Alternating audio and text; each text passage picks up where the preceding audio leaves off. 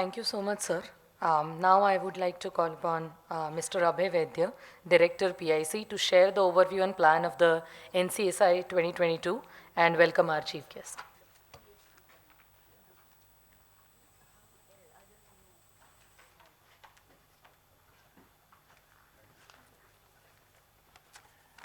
मित्रो नमस्कार.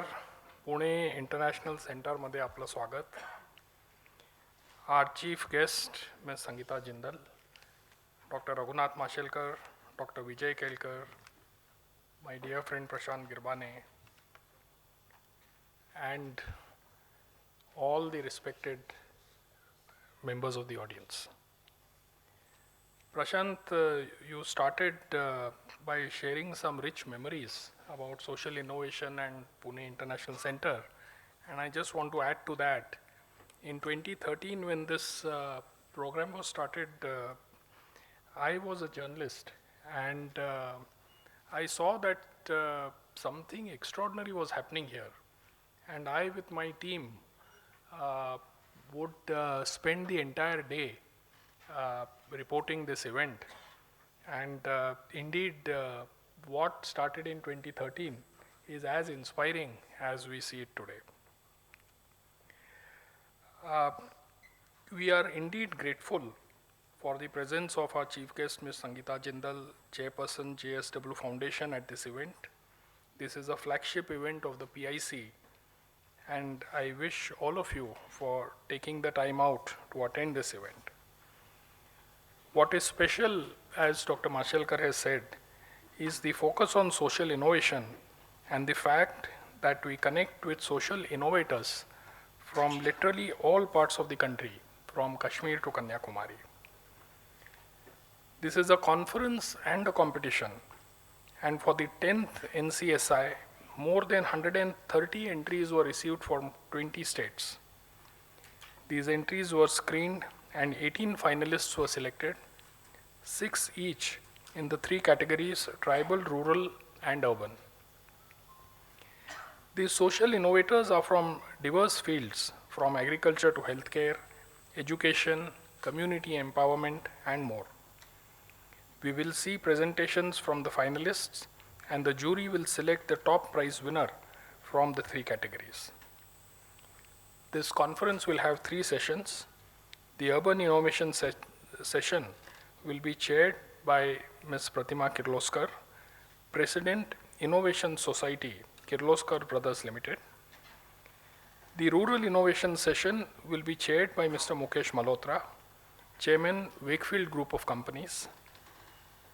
And the Tribal Innovation session will be chaired by Dr. K. V. Somasundaram, Director, Center for Social Medicine, Pravara Institute of Medical Sciences.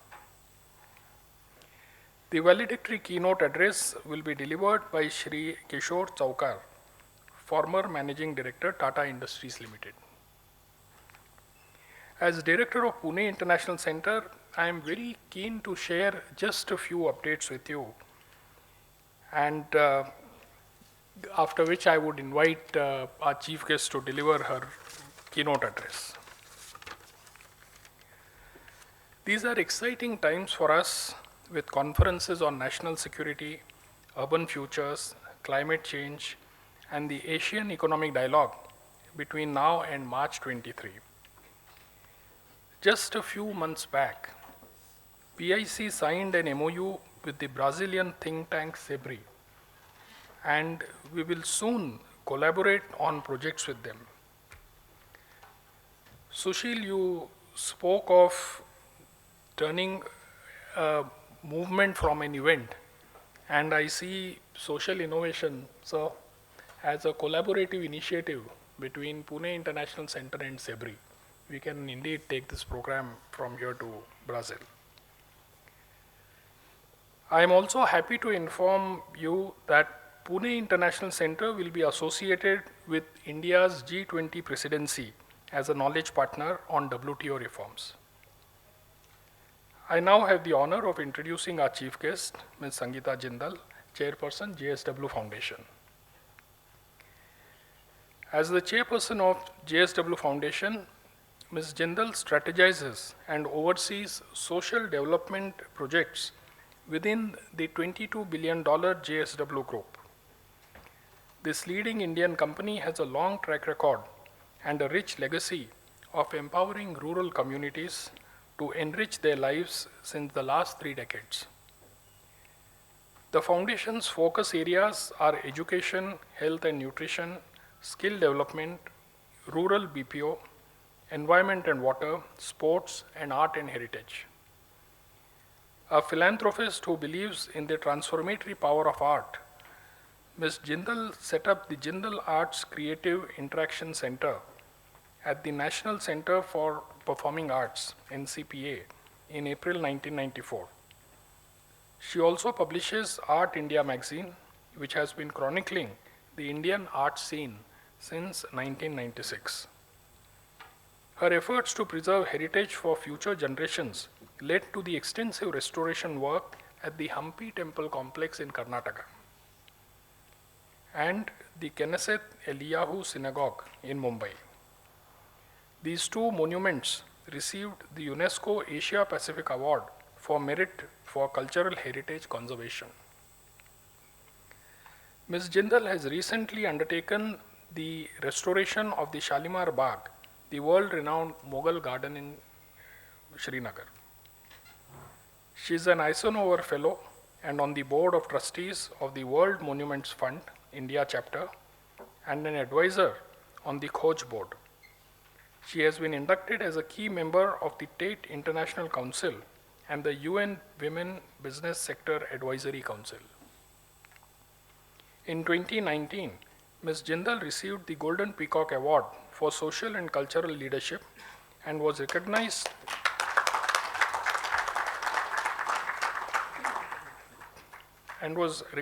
by Vogue India as the Heritage Keeper of the Year. Today, her work at the JSW Foundation runs across 22 locations in 11 states and has touched over 1 million lives. Ma'am, may I now request you to please deliver your keynote address.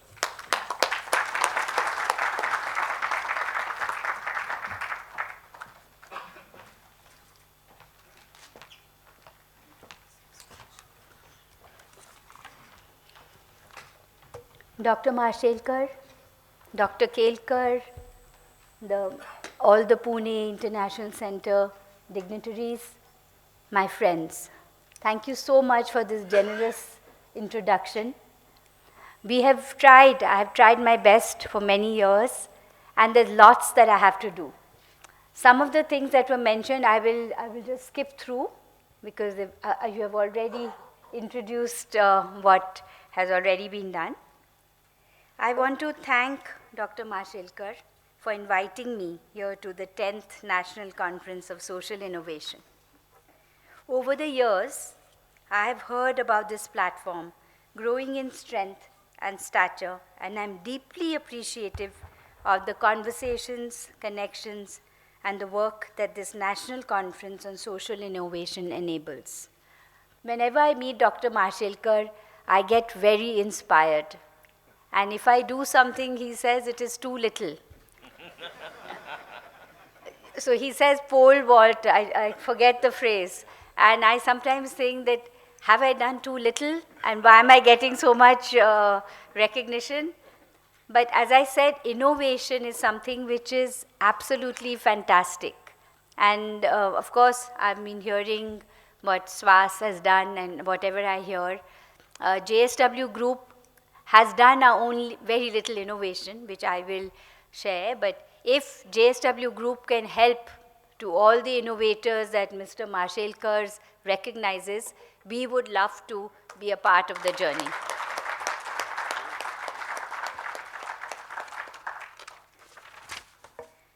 The BBC calls it an untranslatable word, but we use it often as a part of our lexicon. Jugaad. It means putting together something in a makeshift way to get the result we want. But if we truly look at it, jugaad can mean much more. It is what we do to innovate, to improvise, a skill that India is known for. Yes, we do love Jugaad, we revel in it, but we forget what makes Jugaad a fantastic piece of innovation: Junoon and Josh. My husband Sajan, when he was 14, he said that one day I will make a steel plant. And his father would say that you cannot make a steel plant. Steel plant means something else. But he said one day he will make a steel plant. So the basic point is the Josh, the learning. That is what is important. Whenever I meet Dr. Mashelkar or many other people, I think to myself, one day we will do it. But the Josh is always there. We may not have that knowledge, but we learn from everyone else's knowledge. That is what is important. This perfect trifecta, Josh, Junoon and Jugaad, is not a new Indian phenomenon. We have seen most of our country's best known industries born out of innovation and passion. More than 80% of economic growth comes from innovation and application of new knowledge. A truly prosperous society consists of both economic and social prosperity, which is why we at the JSW Group are a part of the ecosystem that enables social innovation. We just want to explain what little bit that we have done. It is during the COVID years that we at JSW launched Project Saki, an intervention to rehabilitate women from vulnerable communities, some of whom were female sex workers. The project engaged with hundreds of women through community-based organizations. This intervention targets all aspects of women's life, such as health, counseling, access to government schemes, and most importantly, training them on alternate vocations. In partnership with EcoKari, a social startup, we upcycle single-use plastics using the age-old craft of traditional charkha and handloom. The entire weaving is manual and uses no electricity. So this project Sati has not only brought a ray of hope for the vulnerable woman, but also helped illuminate the next generation as we train them in different vocational skills to make this project impactful and sustainable. They want to leave that trade, but we have to improve on how they can be scalable. So we are doing what we can. We have also started the JSW Shakti BPO. JSW Shakti is a technology-based initiative that enables economic independence of women and aims to hone the inherent power of a woman to reshape her role with rigid social hierarchies. Today, we have 4,400 women across Maharashtra, Karnataka, Rajasthan, West Bengal, and Tamil Nadu. JSW Shakti unleashes Josh. Whenever I go to see the BPO, I always ask the woman there that this money that you get, don't give it to your father and don't give it to your brother. Keep the money to yourself and you should have your own bank account. And all of them now say that your dream is to have your own home. Don't take anything from the men. We should be that efficient.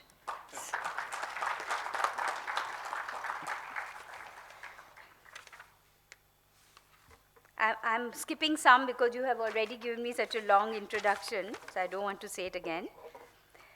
Another thing that we did, I sometimes wonder that why you worried about, people ask me that you're talking of innovation, but you are restoring things. If we do not restore what we already have, then the history is lost. So Winston Churchill put it rightly, the farther back you can look, the farther forward you are likely to see. To imagine and reimagine a vibrant future, it is important to stay connected to our roots. And thus, at JSW Foundation, we have taken a multiple heritage restoration projects across the nation. From the Mughal Baghs in Kashmir, the Shalimar Bagh, the most beautiful Shalimar Bagh, which was so bad when I went to see it. The whole pink pavilion was falling down. And we are now restoring the Shalimar Bagh, and we have got some grant with the ICICI Foundation Once we do Shalimar, then we have Nishat and so many 7 bags that we have to do. We are also doing the synagogue in Mumbai. So when I was, someone came to me and said that, are you a Hindu, are you a Jew? So I said, no, I'm not a Jew, I'm a Hindu. So he says, why do you want to restore this synagogue? Because this blue synagogue is in the Kala Ghoda. And whenever I would go to Kala Ghoda, I would see this dilapidated synagogue. And so I went to inside and they said that you're not allowed because you're not a Jew. So I said, no, I want to meet Mr. Sofer. And then I said that the Jews is a part of India and you feel ashamed that we cannot handle the minorities. So we decided to do the synagogue. The people just asked that, why are you doing the synagogue? So we will do synagogue, temples, mosques, we'll do everything, but we believe in restoration.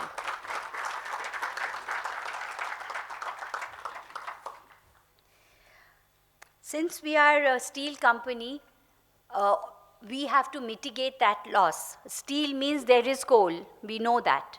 That is a part of the business. But how can I mitigate that? So we started this JSW Earth Care Awards, where Dr. Mashelkar has kindly guided us, and now we are working with the Times of India. And this is the 10th year, and the idea is we want to award the earth warriors. We don't want to award the industry. We want to award the rural people who are trying to make a difference. And Dr. Mashelkar and so many dignitaries which are in our board have always guided JSW Earth Care Awards. And thank you, Dr. Mashelkar, for helping us for all this. I will give you, our awardees was the Cochin International Airport. It became the first airport in the world to be fully powered by solar energy. A 12-megawatt solar power plant was commissioned to power the airport, demonstrating that innovative thought and positive action can indeed help combat urban climate action and reduce the emission of greenhouse gases. Apart from our own initiatives, we are now drawing inspiration from some phenomenal social innovation programs worldwide. I will give you one more example.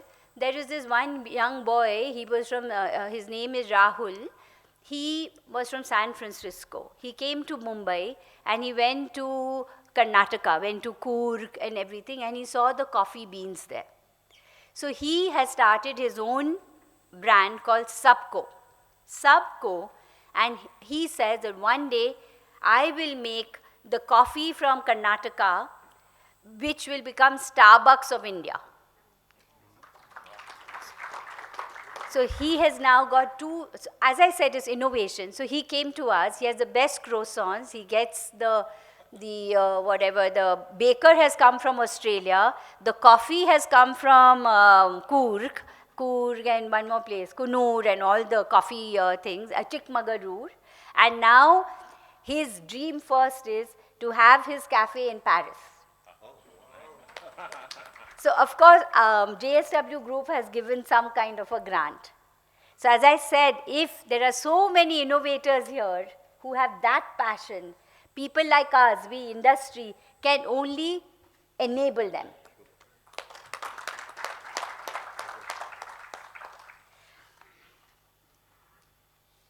Actually, I have said, I've got all my whole speech, big speech, but I don't want to say it because after hearing Dr. Mashelkar, after hearing him and also Swas, I'm very heartened that in India, we all are innovators. Many of us are.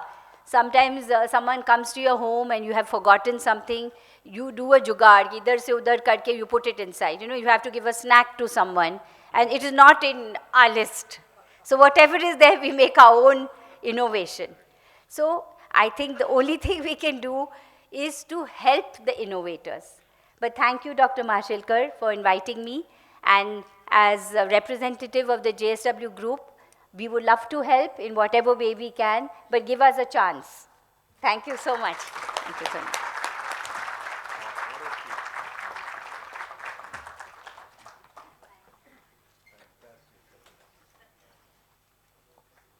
Thank you so much, ma'am.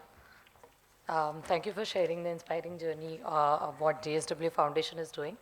Now I request all the dignitaries to unveil the launch of the PIC Social Innovation Lab policy paper.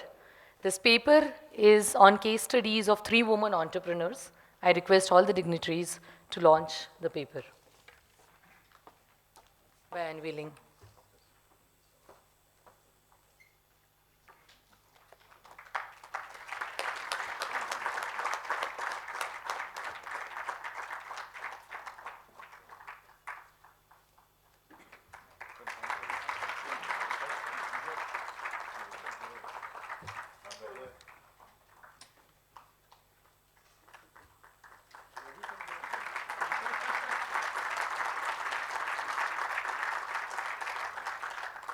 Thank you all. I would request Dr. Mashilkar sir to present a small token of love to Jindal ma'am. There's a China book in it from by the PIC.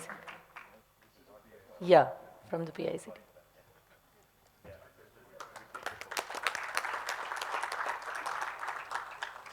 Thank you all. On the request of Ms. Jindal ma'am, as she would like to present a small token of love to the rest of the dignitaries.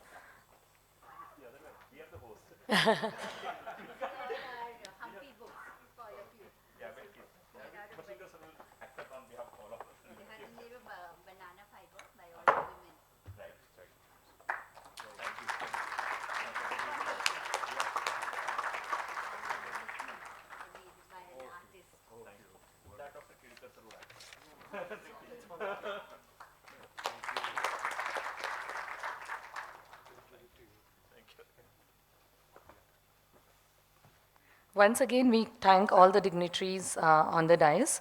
Now, we would like to take a short tea break.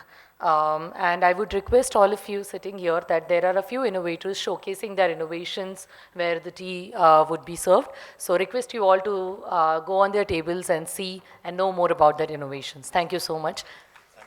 Yeah, it's in the ground floor, in the basement. In the basement. Yeah, thank you. With our chief guest, Mrs. Sangeeta Jindal ma'am and Dr. Mashilkar sir, and our NCSI 2020 finalist innovators.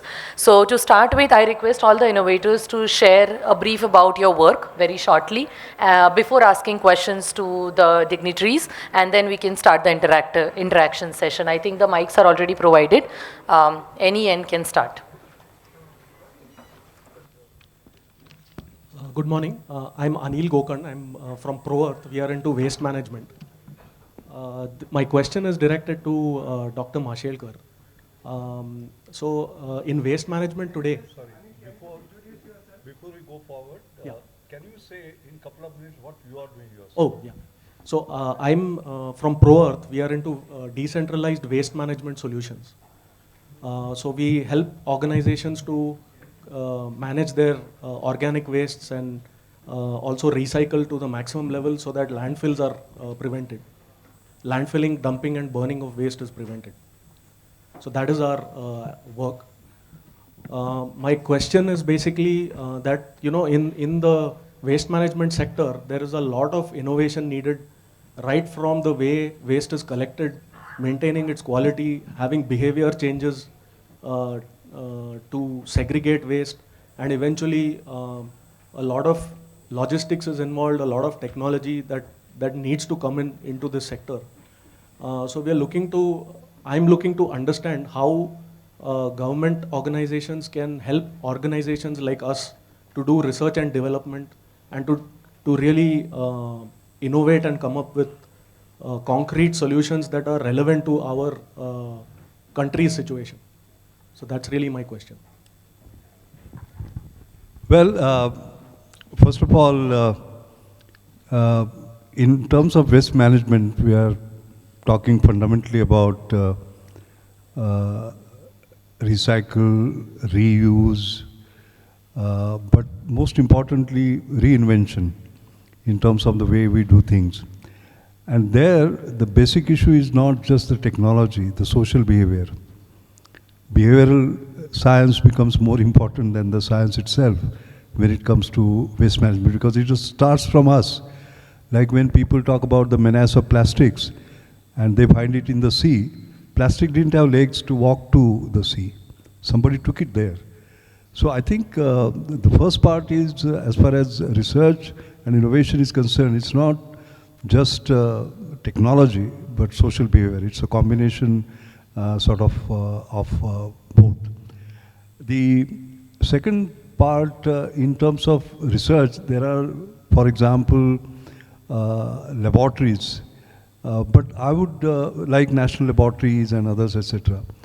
But I have greater trust in laboratories of life, those people who work in laboratories of life and do it themselves, as a matter of fact.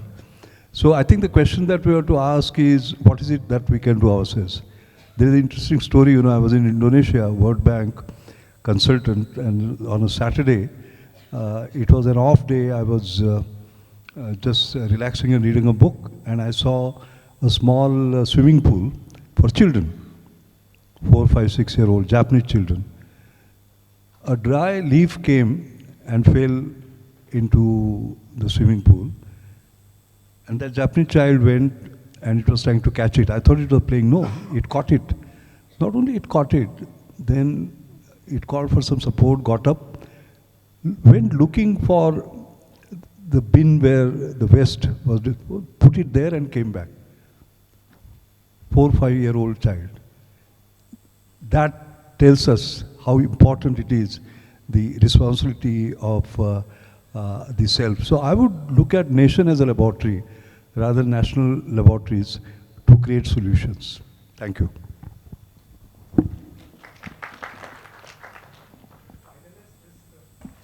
Quickly, one thing for the finalists. We have this wonderful interaction, and thanks for our guests' time.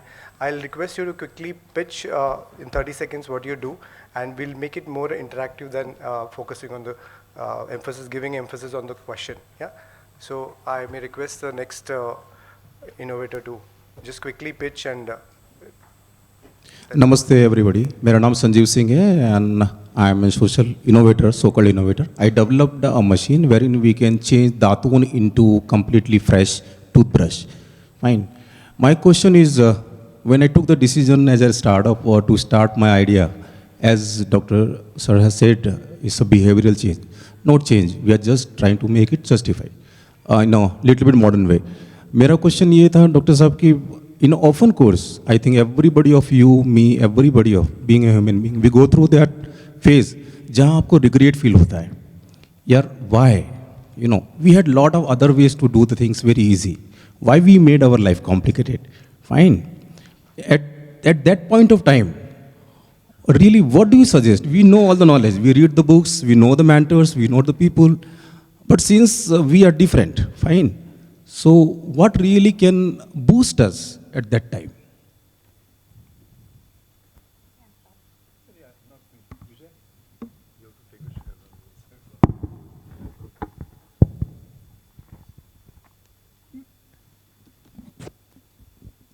Can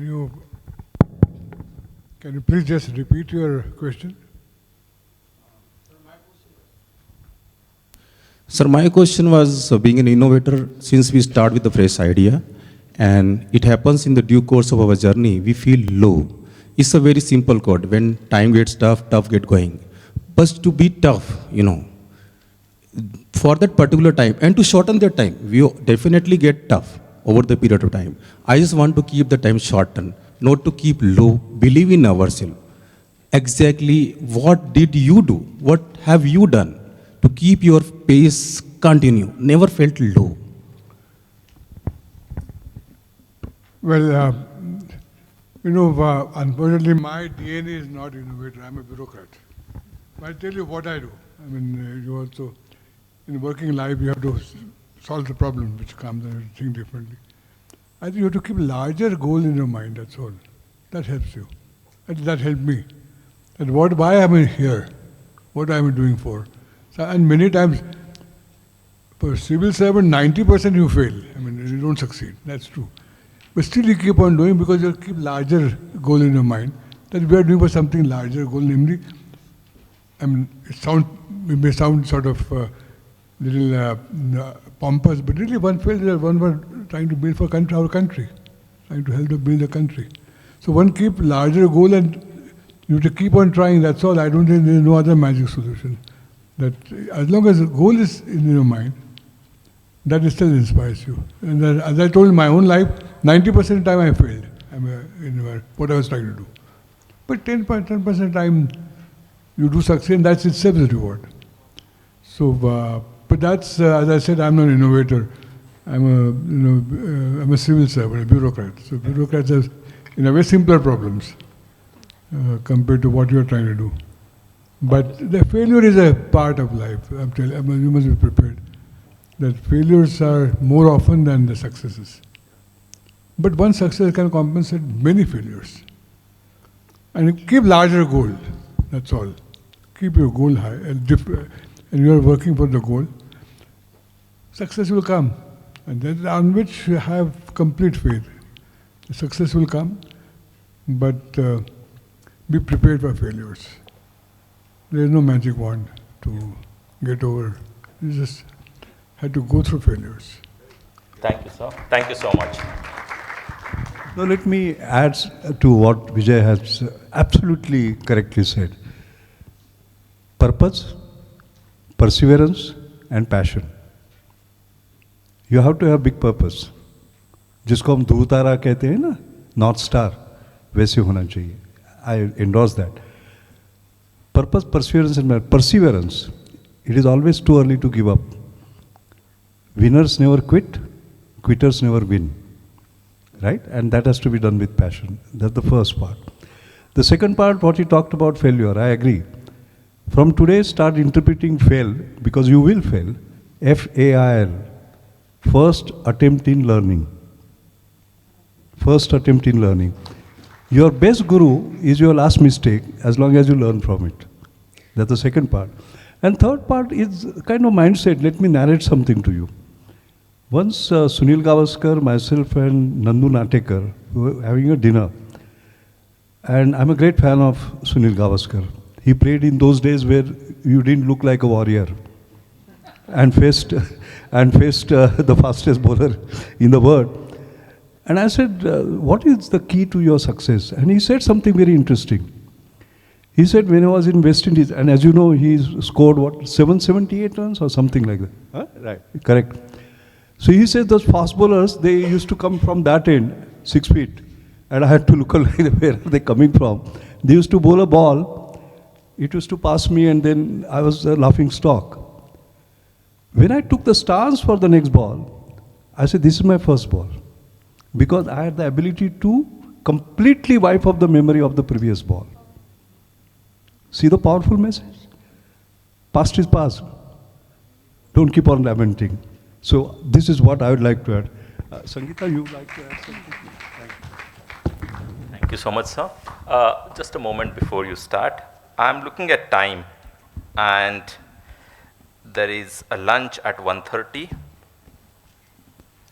And before that, there is a session on urban innovation, where we are very, very keen that urban innovators get to tell all that they need to share well in time. We do not want to constrain on their time. Now, we're also keen that 15 of you get to very quickly say in 30 seconds each, because you always wanted to practice this pitch making, right? We organize best of the scientists, best of the economists, and best of the philanthropists for you. And now that we got it, I have a terrible job to do to remind when it's 30 seconds. Next one, please. Your 30 seconds start now. Thank you. Just one more innovation. Let's go through all. Yeah, absolutely. That's what we're doing. Each one speak for 30 seconds, and collectively then we will take up. That's it, yeah. 30 seconds each, and it's more about what you would want to say. I also promise that the economist and the scientist would be around here for a few more minutes so that you'll be able to interact for sure. Please. My name is Anirban. I am representing Pragmatic Healthcare Solutions as a co-founder. We are working on democratizing cervical cancer screening in India and LMI countries. We have two parts of our innovation. One is self-sampling, the other is point-of-care testing. As a combination, we'll be actually launching that in the market starting from next year, one part of it. So my question to you... questions will take later, because if you start the questions, it would go on for long and it will eat into the urban innovation time. Thank you. Thank you. Many thanks. Next one.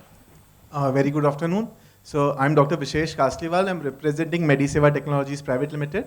So Mediseva is a rural health tech company. We are working in the segment of rural telemedicine.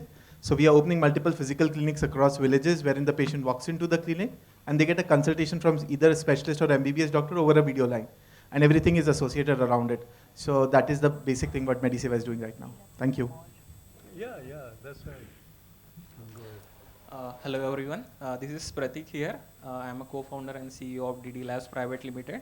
At DD Labs, we are working on assistive devices, which are next generation bionic prosthesis for upper limb amputees.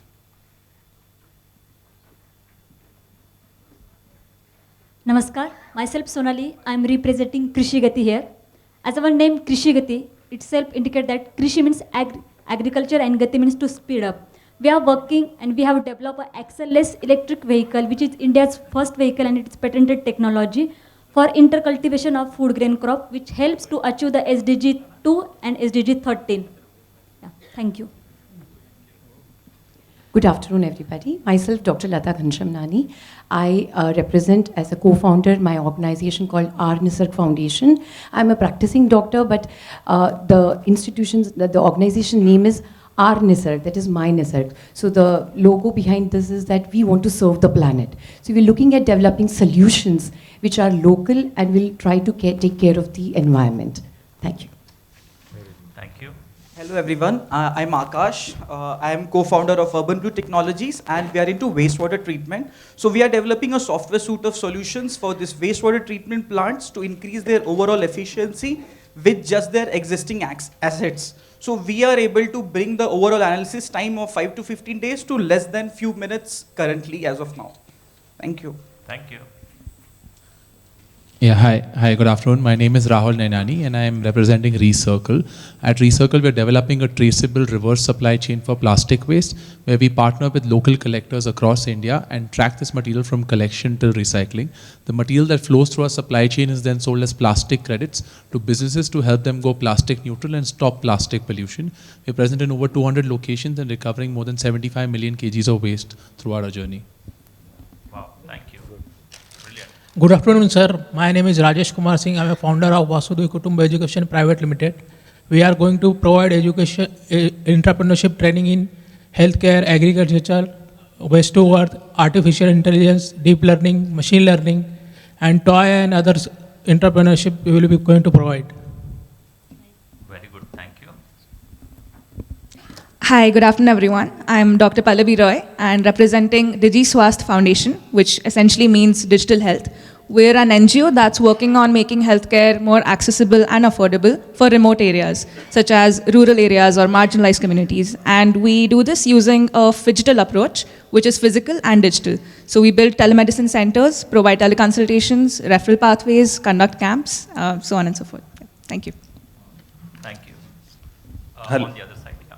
Hello नमस्ते ma'am नमस्ते sir मेरा नाम राधेश है और I am the owner of Mohita Radhesh and private limited. हमारी company basically BCW waste पे काम करती है, बूचरी चिकन वेस्ट, और मैंने 6 नेचुरल फाइबर इन्वेंट किया है. अभी तक मैंने 23 लाख पीपल के पेड़ के बराबर की CO2 प्रिजर्व की है, और अभी हमारी कंपनी ने जर्मन डिज़ाइन अवार्ड जीता है, जो कि इंडिया के लिए अभी तक का टेक का बेस्ट डिज़ाइन अवार्ड है. Thank you. Wow, congratulations. Anyone else? Yeah, please. Namaskar. I'm Danan. I'm representing DK Health Access Foundation. At DK, we are trying to improve access to affordable and quality healthcare services for the last mile people by leveraging technology and public healthcare funds and facility. We have able to support around 25,000 people in last 2 years. With saving 80 to 90% out-of-pocket expense on healthcare services. Thank you. Thank you. Is there any other social innovator out of this list of 18? Yeah, please. Good afternoon. I'm Suket Amit, co-founder of Sunbox Innovations, and we are developing assistive device for blind and visually impaired to basically help them in navigation in an outdoor situation. Thank you. Yes, please. Yeah, I'm Nilkan from Jivika. We work with the agriculture space with tribal women and small wonder farmers. Hey, thank you so much. Yes. Hello everyone, I am Devan Chandrasekharan, founder of Agritech startup Fuselage Innovations. We are based at Kochi and we are the one of the drone manufacturers, and we providing the precision farming solutions to the tribal sectors in all over India. Thank you. Thank you so much. Isn't this brilliant? You know, 18 of them, yeah, applause for us. Isn't this brilliant that 18 of them could tell us within 10 minutes the brilliant stories of agri-tech, healthcare, environment, tribal, and many other areas, just in less than 10 minutes. We would get to hear, of course, a lot more in detail about it, and we'll continue to talk. But before we conclude this part of it, I'll just have two things to talk about. One, to request Sangeeta ma'am if there is anything you would like to say before we conclude, and then we would... I think whatever I saw from all of you is absolutely wonderful. I would like you all to give me your details so that as Sushil has said that I'm learning from all of you, and your innovation we will learn from you. So please do give us all your details. How do I get all your details? Yeah, what we'll do is, all of those are with Mandar, my colleague who has been convening this conclave. Mandar would make sure that he sends it to your team with whom he's already connected with. This will happen today itself, before end of today. So that we can be in touch. Yeah. Absolutely, your team. I feel very enriched of whatever you all are doing and how you have done it. As he says, it was your dream and you're doing it. Even if there's some problem, you must continue to do it. Don't leave it. Thank you so much. One last thing I forgot to mention in the morning, and then we conclude this program, and we'll continue with the urban session.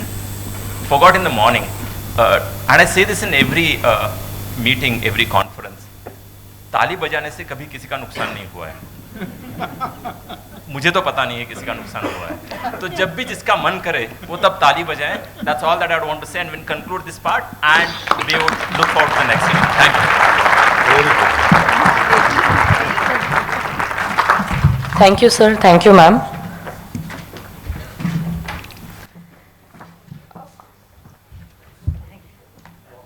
Now we all move towards our next session. This is going to be a session on urban innovation. So I request all the innovators to be in front. To chair this session, I would like to invite Mrs. Pratima Kirloskar ma'am as a chairperson of this session. Ma'am is the president of Innovation Society at Kirloskar Brothers Limited. So to chair our today's urban innovation session, we have Mrs. Pratima Kirloskar ma'am. Ma'am is the president of Innovation Society at Kirloskar Brothers Limited. She is one of the founders of the Indus Entrepreneurs TIE Pune. She is also a member of the Confederation of Indian Industry CII and is the chairperson of Vikas Charitable Trust. We welcome you, ma'am. I now invite all the innovators in the urban innovation to please come on the stage. I would like to request the jury members who would be a part of this session, Mr. Anand Sardeshmukh, Mr. Vipin Kumar, Mr. Ashish Panath, Mr. Ashwin Naik, Ms. Sharayu Bakre and Mr. Sunil Nikhar to please come in front in the first 1 or 2 rows. Thank you. I request all the innovators in urban innovation category to come on stage.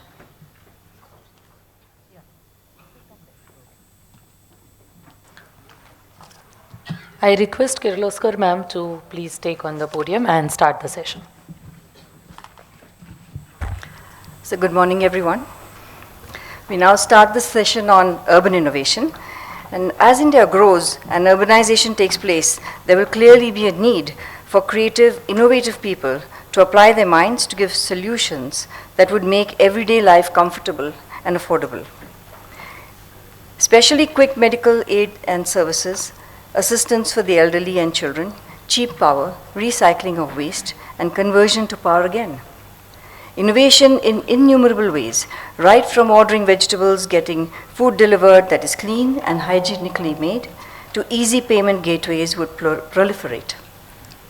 However, making these social causes sustainable will assure their continuity. Depending on CSR funds may be a good beginning. However, once the business is sustainable, the profits can be plowed back into another social innovation. Depending on government grants may not be a long-term solution for any company. So entrepreneurship leads to business, which is about a win-win situation for everyone in the value chain. It turns out, if it turns into a win-lose situation, one person will exit, and the chain stops right there. So it may help to take a 360-degree view of the benefits to stakeholders when you become an entrepreneur or you want the innovation to give very good results. The biggest change today in India is the infrastructure being put in by the government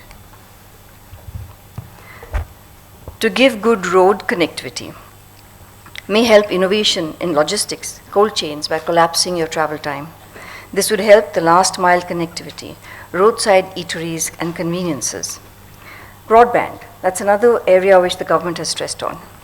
And of course, the Aadhaar card on which unified payment interface is set up has also got many people with bank accounts and paying real time with Google Pay. This could be something we can leverage as well. So I now ask the 6 innovators to present one by one. The first innovator is Pratik Bhalerao from DD Labs Private Limited. DD Labs is a tech startup that manufactures a range of AI-enabled next generation assistive devices that are designed to improve user adoption and user comfort. So Pratik, could you please come?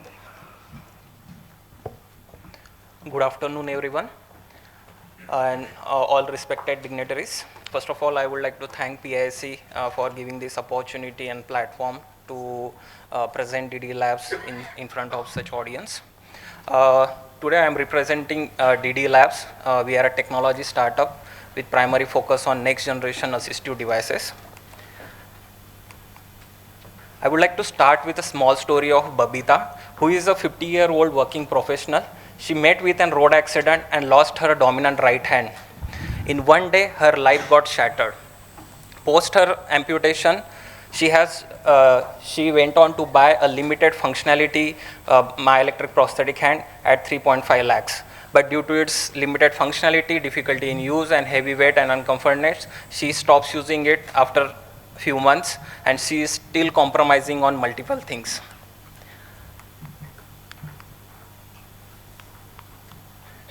There are around 22 million upper limb amputees globally, and only 1 in 10 have access to prosthesis. And this is because of high cost, availability of prosthesis, lack of awareness, lack of skilled laborers, and policy and financing options. The major reason for amputation is traumatic injuries, and other reasons being lifestyle diseases, by birth amputations, and aging population. As far as developing countries market is concerned, there is no practical solution available for upper limb amputees. So,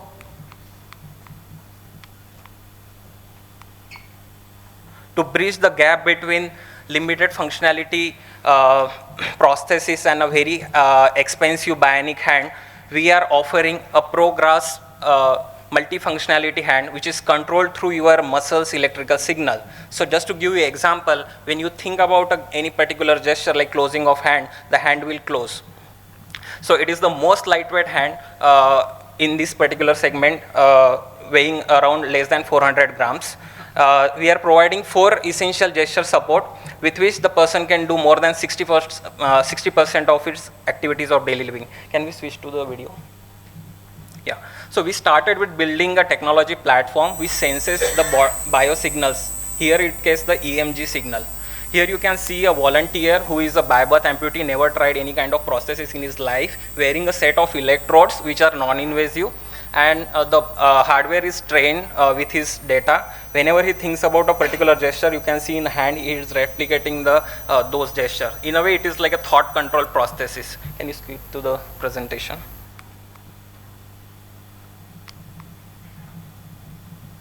Sorry, some.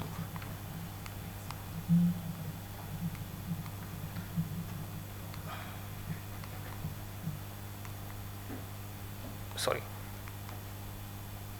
As far, can you skip to the next slide? Yeah, okay. As far as India market competition is concerned, most of these prosthetic devices are imported in India. Autobock and Osur are the dominant players. We are the first company to demonstrate multifunctionality hand with a pattern recognition technology. There are few startups coming in this segment, but they are mostly focusing on 3D printed and low cost solution where the durability and reliability of this product is very low. Okay, when somebody buys such kind of prosthetic device, the lifetime is around 3 to 5 years. So that's where we are invented our proprietary design and things. Next slide. As far as India market is concerned, as per census 2011 of India, more than 500,000 upper limb amputees are there, and most of these people are in their productive age, and these are the earning male members of the family. So just to give you a fact, a loss of hand leads to a loss of 6,000 man days of work. Okay, you can see the financial burden on any family because of amputation. And each year 2,500 new upper limb amputees get added to amputee population. So as far as the product core USPs are concerned, it is the most lightweight and a robust design. Overall experience like a thought control prosthesis, it doesn't require that much effort in controlling, so less muscle fatigue. We are able to bring down the overall cost of the prosthesis to 1/3 of the available imported products, and the drive is capable of making open close functionality of 3 lakh cycles. That means he can hold his water bottle 3 lakh times. Okay, and it is the design, it's very easy to serviceable and maintenance. Next slide. Our business model is to work with the existing set of channels. On our execution and fulfillment side, we'll be working with private practitioners, hospitals and rehab centers.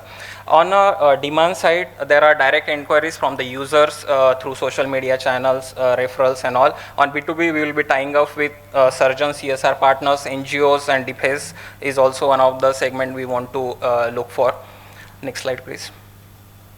Our team comprises of people who have experience in startups, entrepreneurs, and technology development. Next slide. Okay, so through this platform, I would like to reach out to people who can support us in our journey to rehabilitate 100 amputees like Babita over the next 18 months time. We are looking for CSR partners, manufacturing partners for a long-term journey. Thank you.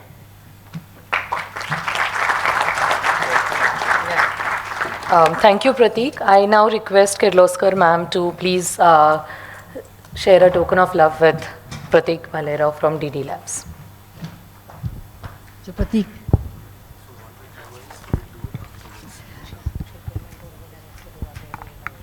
So Pratik, I think what you put together is really very nice, and I think this is an NCL product. So if the jury has some questions, we could take a few questions for him. Ma'am, the question and answer at the end of the session. you're doing it at the Yeah, end? once everybody's presentations are Okay, done, so then we'll take a Q&A for 15 okay, minutes. we could do that. Yeah. So that's very nice that you've kept it affordable, which is very important and functional. So should we move on to the... Yeah, so ma'am, a token of love to present it to him.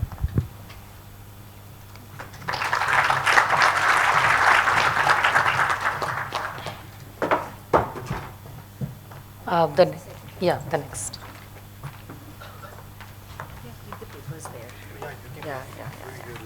I forgot. Okay, the next one is Vijay Ramtani from Prayog Technologies Private Limited.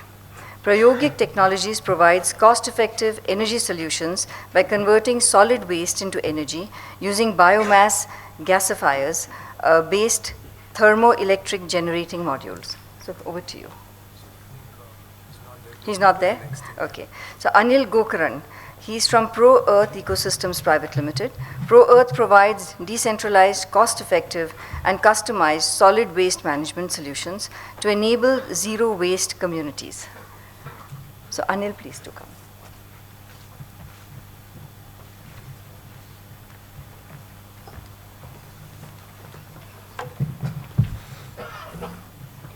Good afternoon, everyone. Thank you for this opportunity to present our work here. I'm going to start with asking you a question. Like, do you know that there are almost 75% of the waste that we generate is actually either dumped or burnt in all our cities across the country. We have 3,500 landfills, 62 million tons of waste that we generate annually, 55 cities of population greater than 1 million. And what is really the problem that we face in solid waste management today? There's a lack of stakeholder awareness. We don't know how to deal with our waste. There are no service providers who have a service-oriented approach. There's no scientific and technical methods used in the entire process. An environmental focus is lacking, and the dignity of and respect for workers is missing. You can see me here standing on a compost pit here, which is so poorly designed it can never be used. I'm an automobile engineer from Germany, worked with companies like Tata Motors and ZF. And while I was going through my career in the auto industry, I realized that there are more fundamental issues that we deal with in our country. And for a more sustainable future, we really need to look at better ways to handle our waste. That was the birth of Pro Earth Ecosystems in 2014.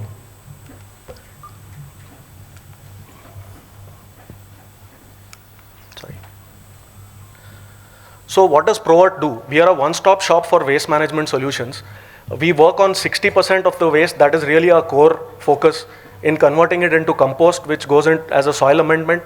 We recycle dry waste, and we ensure reject wastes are kept out of the system. Let's start with an example. So this is a community of 670 flat housing community where we got mixed waste generated. So what we do is we work with the community, educate them through entertainment programs, show them how containers can be used for segregation, train the housekeeping staff, set up monitoring systems to ensure that we are changing behaviors. Ultimately, we collect the dry waste, send it to aggregators, compost most of the organic waste and use it in the gardens. And what was 40 tractors of waste going monthly into garbage dumps, we reduced that to 8 to 10 tractors. The community then eventually also won a platinum rating for green building certification.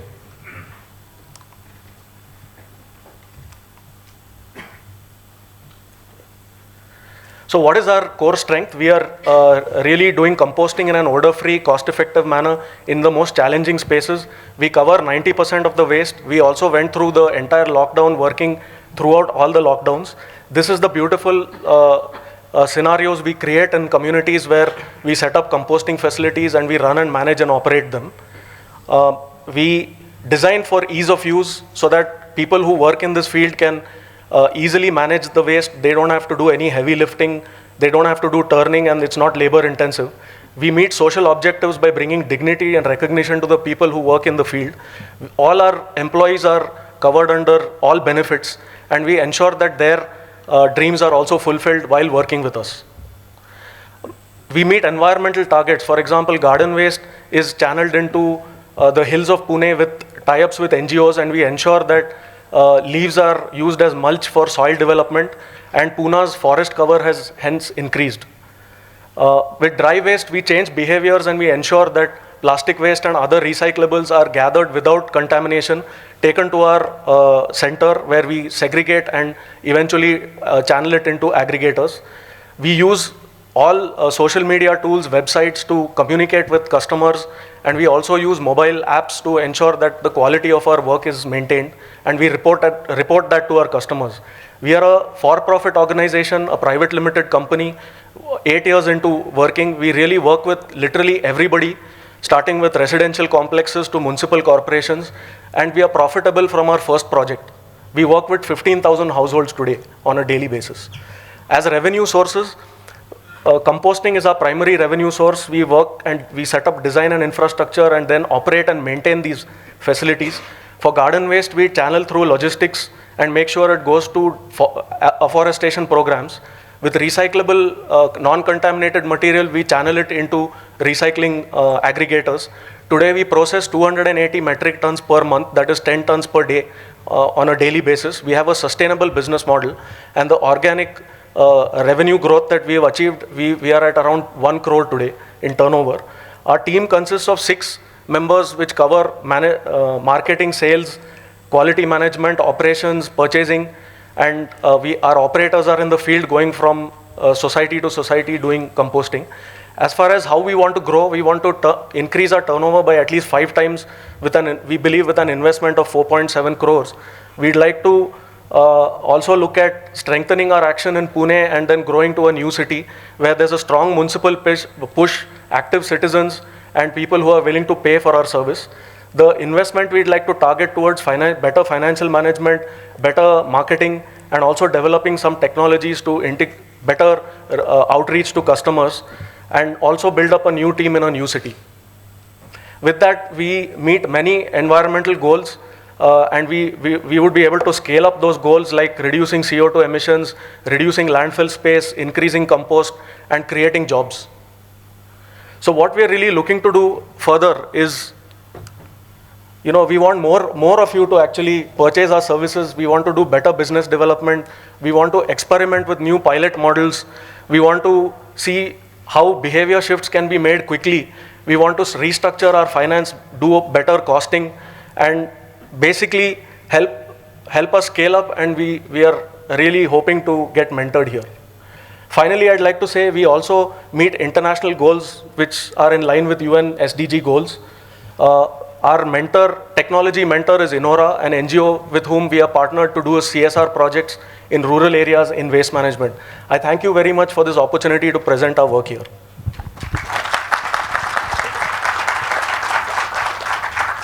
Thank you, Anil. I think you've been able to do an end-to-end solution, and that is important.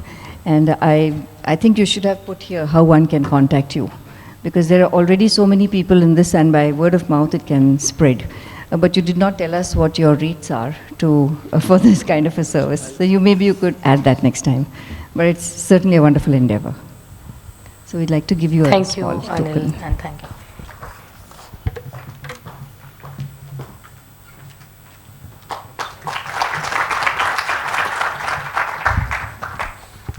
So our next company is Rahul Nainani from Recycle Swachh Sustainable Solution Private Limited. Under the Recycle initiative, Swachh Sustainable Solutions works to divert plastic waste away from oceans and landfills by implementing an ethical and traceable reverse supply chain for the waste, thus ensuring that the waste is brought back into the economy to be recycled, reused, or repurposed. So Rahul.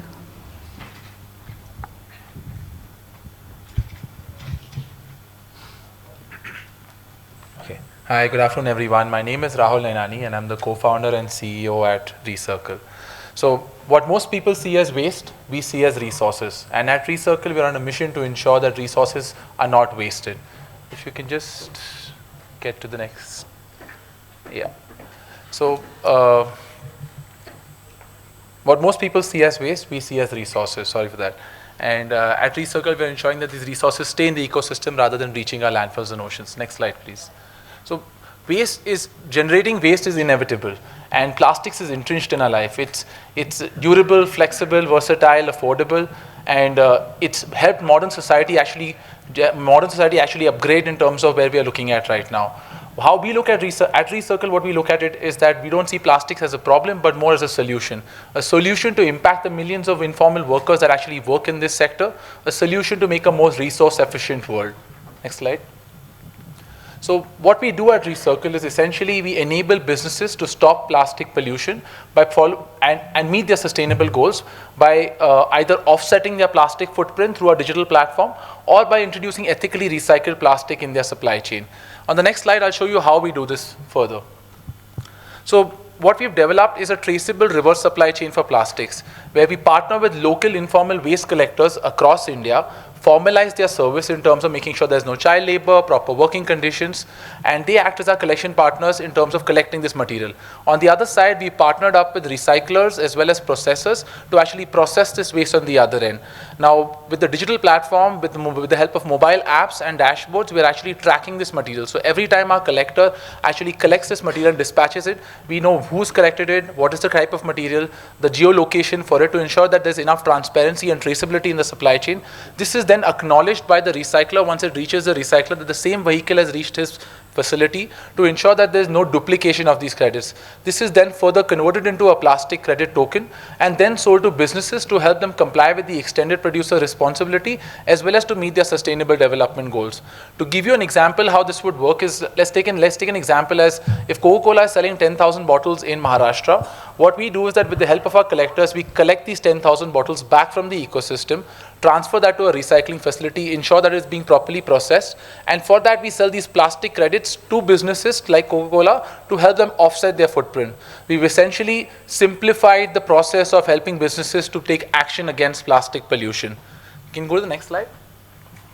While businesses not only offset their plastic footprint, they also make a multi-fold impact. So every time they buy these plastic credit tokens, they make an environmental impact to ensure that that plastic stays away from the landfills and oceans and gets recycled. At the same time, they also incentivize the collectors by increasing their incomes. So the money generated from the token is actually passed on as income to the collectors that we work with. And the larger ecosystem change that they work towards is actually formalizing this ecosystem, which is completely infragmented and informal. Next slide. So we've been fortunate enough to have large and small brands as a part of our program. So we have two kinds of credits we work with. We have our voluntary credits as well as our compliance-based credits. So for the compliance-based credits, we are working with large businesses like Unilever, Coca-Cola, Nestle, Mondelez to help them go plastic neutral. And on the voluntary action, these are smaller D2C brands that actually have sustainability in the core of their business, and we help them also offset their plastic footprint. Next slide. So our vision at Recircle is to work towards ethical circularity and close the loop on plastics. Now when I say close the loop, we are currently tracking this material from collection to recycling. As next step, what we aim to do is essentially make sure that this material is further, after recycling, is tracked further back into the supply chain of the businesses that we work with as ethically recycled plastics, thereby closing the loop on plastics. Next slide. How we envision to do this is that for every material, for every product that is being made out of recycled plastic, from our ethically recycled plastic, we'll provide a small QR code on the back of the packaging where you as a consumer will be able to find out where this material was collected, how was it recycled, who collected it, how was it processed, and how did it finally come as a product on the shelves of where you buy this product from. Next slide. So impact is at the core of our business, and we directly impact a lot of work.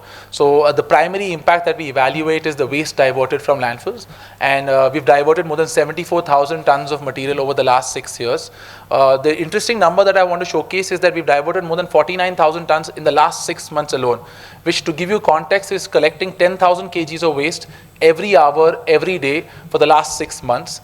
Which has been collected from over 200 locations in India, while impacting the lives of 2,500 informal workers that have been part of our ecosystem. Next slide. Now, our team is young and dynamic. We've got entrepreneurial backgrounds as well as technical skills that require to build our service.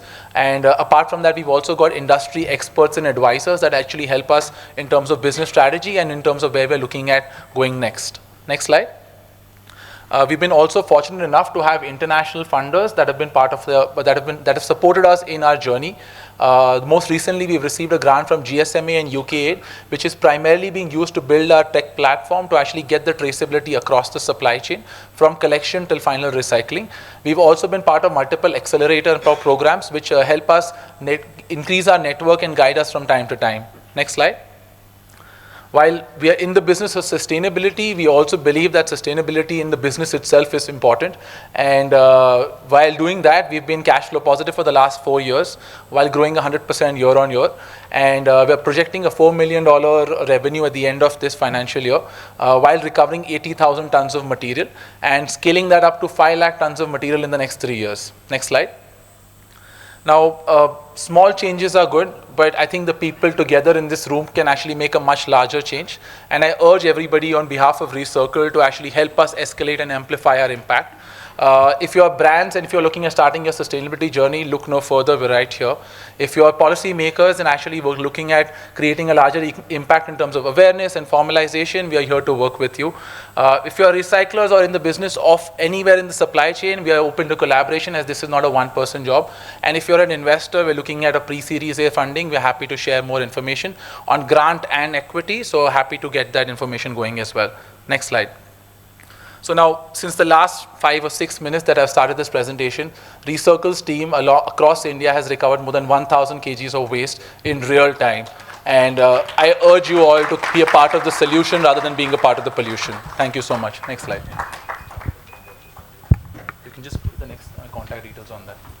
Thank you. Okay, thank you, Rahul. That was really excellent.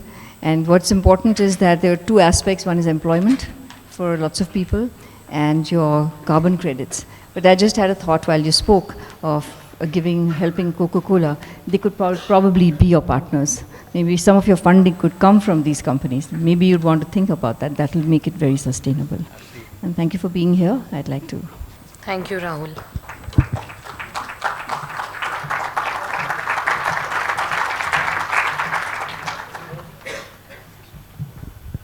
The next speaker we have is Lewinlin DISA, RoboBionics. RoboBionics develops 3D printed affordable prosthetic solutions with a unique set of features that help in better acceptance and easier adoption by the user. Thank you, ma'am.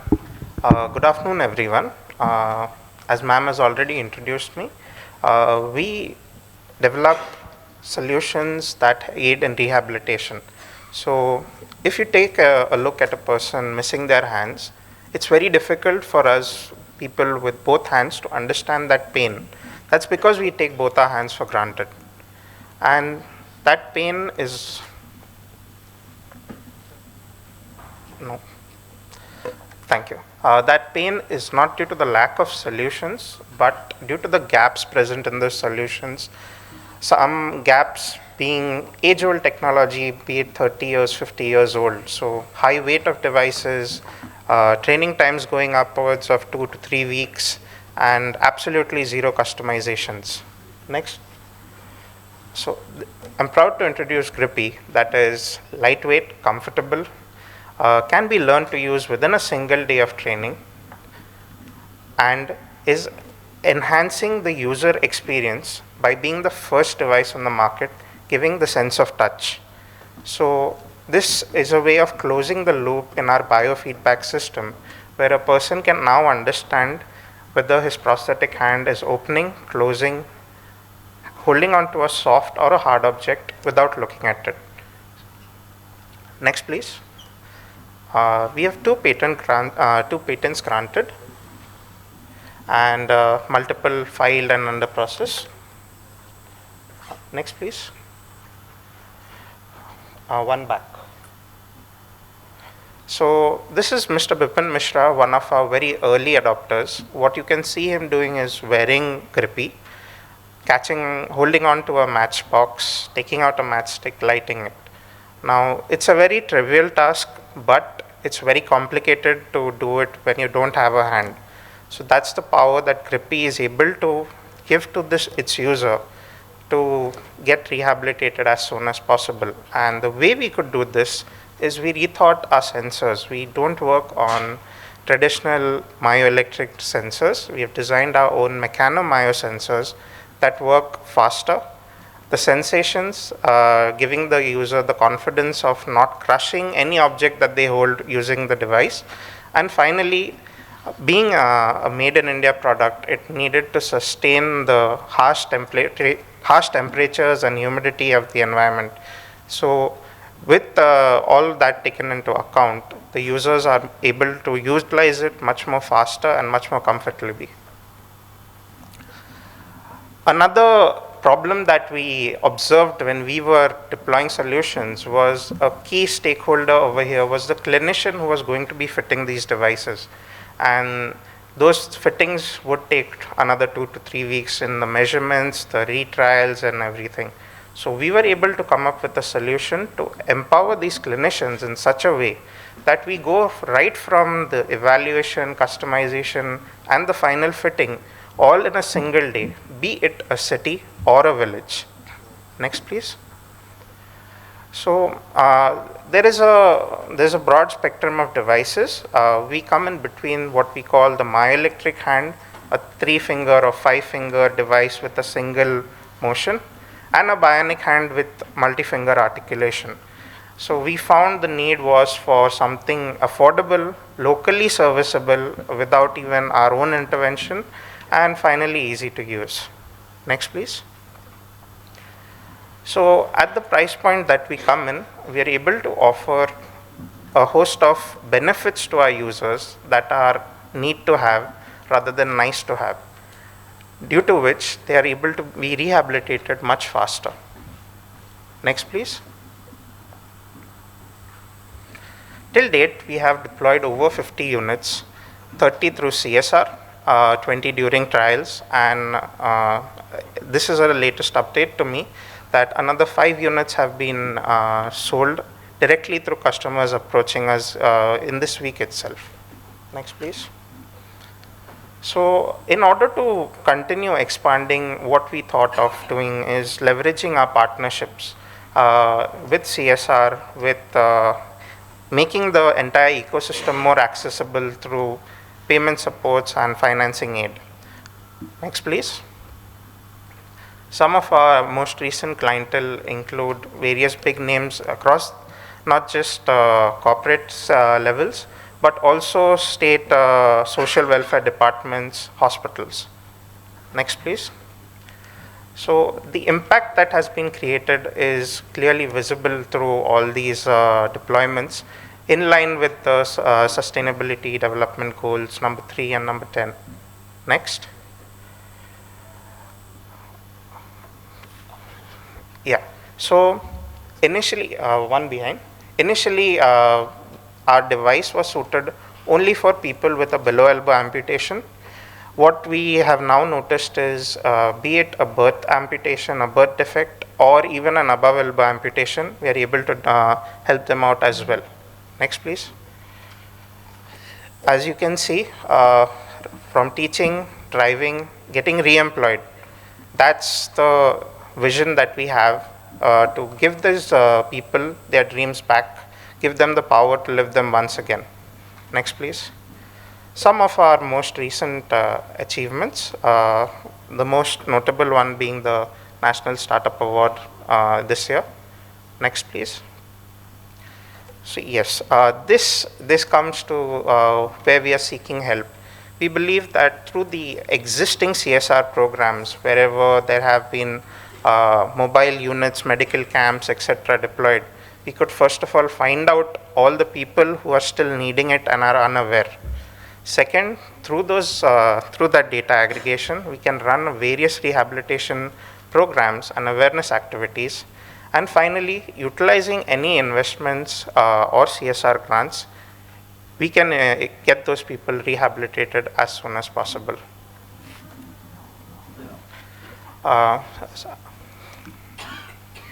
Next, yeah.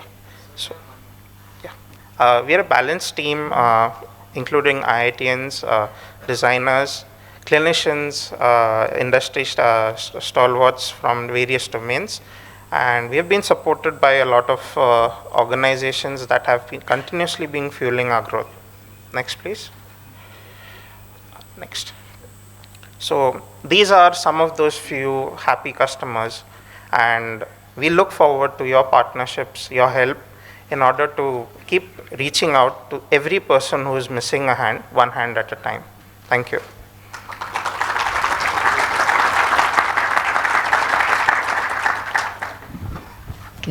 Thank you, Livelan. I'd welcome you and give you a small gift. And what I like about your technology is it's very affordable. And what you have done is you've not given the whole spread that one would require, but you've kept just what you really need rather than what you would want. So I think that's a very nice thing to do.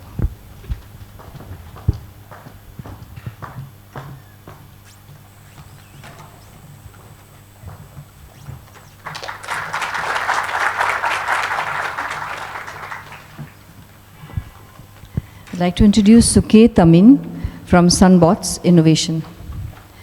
Sunbots manufactures an AI-based wearable navigation device for the blind and visually impaired that provides real-time actionable intelligence using camera vision. Over to you.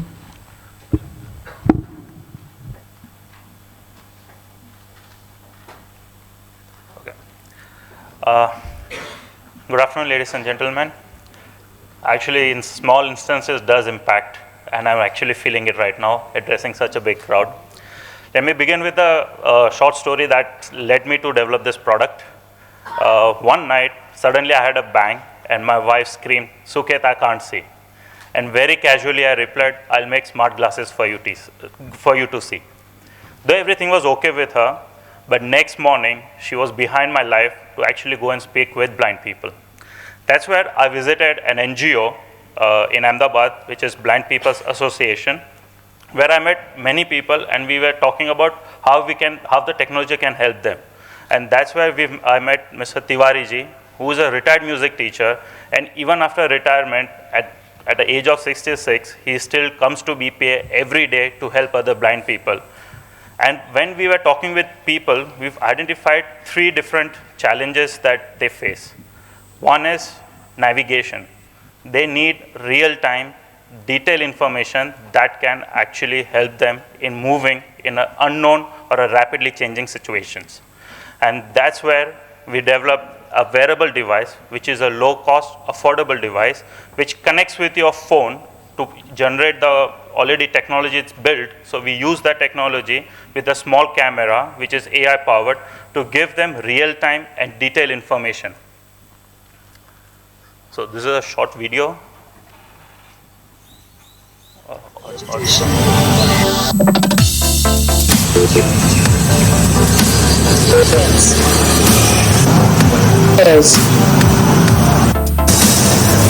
100 rupees new. Laptop on wheels set aside. We are able to learn, BL Sensi, we have a remarkable ability to see the SID. Mode change to indoor. Mode change to text. Vehicles. This is a real-time how the system sees and response is generated. Vehicles.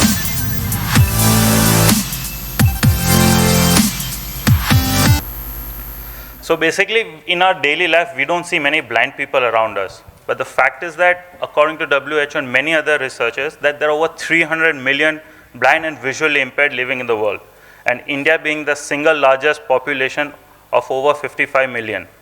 And it's a point of concern that we have to address.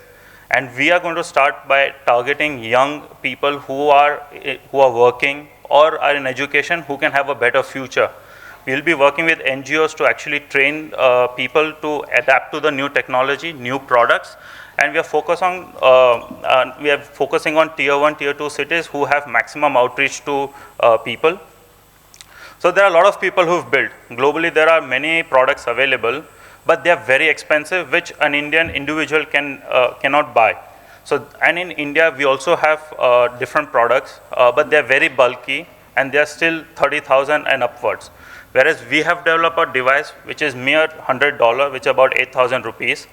And the best part of our devices is that it is a small, compact, lightweight, which you can come to our stall and try it out. It's very comfortable to wear. You don't need actually to charge the device because it uses your phone battery. Apart from that, images are taken every 2 seconds automatically. So in most of the devices, the user is required to press a button to get an information, whereas for us it's very seamless. Real time, every 2 seconds you have a new information when you are walking. Apart from that, it's very affordable. We've already started testing our product at different locations across India because we want to have a different feedback from how the users feel. So we've given out in Bangalore, Chennai, and in Nagpur to test our product. As I said, affordability is our prime focus, and that's why we have different pricing for different sections of the society. So anyone who can purchase, any user who can directly purchase from us at the price of 8,000 rupees. For an NGO who has a CSR fund or a government fund can purchase it at 5,000 rupees. And if some individual cannot have access to both, then we do give out on a rental basis of mere 2,000 refundable deposit, and they can only pay for the subscription of the software, which starts from 100 rupees for a month to 1,000 rupees a year. We are a small team at the moment, but we are very efficient in developing the technology. We have Deep Parmar, who takes care of AI development and our software development, and Ravi Jadhav, who is app developer. We also test out in-house before giving out for field trials, and we have Bharat Bhai and Tiwari ji who test our softwares before. So we started last year from market research and prototyping. Right now we are at an MVP, testing out a product, and we are going to launch our product by end of next month or early January. And our vision is to target over 1 million devices in next 5 years. Yes, it is a difficult task, but that's the goal that we have kept for ourselves. And that's where we'll need a lot of people in terms of supporting us in our journey through mentorship, through investments, and connecting with right people to actually have a network across India and globally. The most important aspect that I wanted to mention was the technology that currently most of the products use are cloud-based, where the images go out of your phone. But we have developed, in process of launching a product which does everything on your phone. So security is prima focus. There is no data going out. Everything is on your phone, and it's very secure. So this is the journey that we started with a bulky device, and today we have a small, sleek device which is at an affordable price. Thank you. Excellent, Suket. Suket, what is very interesting about your product is while it's affordable, you've integrated it with existing technology. And the other thing is that you made it into a subscription model, which is so dead on for funding. So that's excellent. So we'd like to welcome you.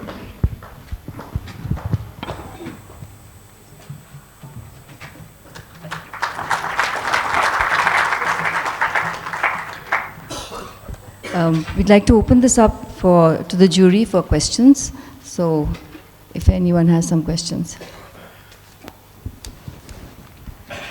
So I have a question for Sunbot's innovations, since you've just presented and I was watching your PowerPoint very clearly.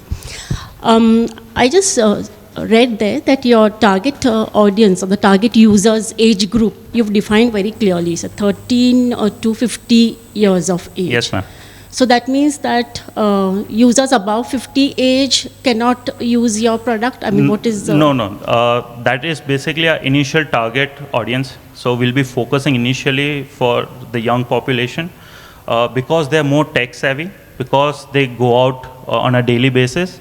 And generally these people are more associated with NGO. So our start becomes easy, and it's a close community. The blind people have their own close community. So word of mouth is the best marketing that we will be aiming for. And as the age progresses, people get aware, and then we'll obviously reach out to all age groups. So right now it's just the young population because of the easiness for us to enter the market.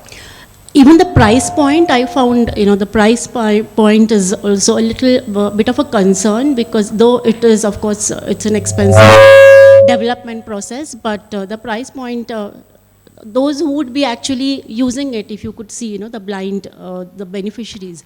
So to them, do you think it's really going to be affordable? So we've discussed this with a lot of people. So as far why we've priced it in multiple model is there are people who want to purchase it straight away, and they have money for that. So we've priced it at about 8,000. Apart from that, there are a lot of CSR funds. They won't have maximum impact. So we've given it a different price because it's going to go in numbers. So it's a 5,000 fixed price that we've be working with. But there are a lot of people who may not get devices even after having CSR. So those people shouldn't lose out on the opportunity. So that's why we've said that we'll take a refundable deposit. So you give it to us, we give you the device, you use it for 3 months, which is free. And then if you like the product, then you resubscribe to the software. And if you don't like it, you give the device back and we refund the 2,000 rupees. Because actually, we can still lower the price, but the value of the product is lost in reducing the cost. So that's why we are charging 2,000. Great. Yeah, yes, Yeah. sir. Yeah, just a follow-up, if I may. Madam? Yeah, yes. Yeah.